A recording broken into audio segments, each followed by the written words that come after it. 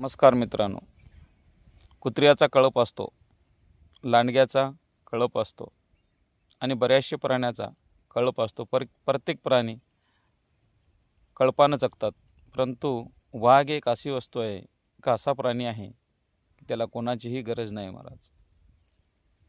आणि त्या वाघाचं ध्येय कोणाची हानी आणि कोणाला इजा पोहोचवण्याचा नसतो. फक्त त्याला एकच असते, आपलं आपण शांतपणे जीवन जगायचं.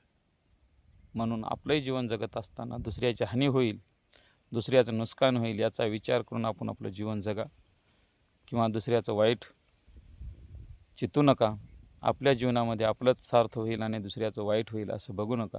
कारण दुसऱ्यासाठी जर खड्डा खदाय केलं, शेवटी त्यामध्ये आतमध्ये आधी आपल्याला बसावं लागते आणि नंतर तो व्यक्ती त्या खड्ड्यामध्ये बसल्या जातो.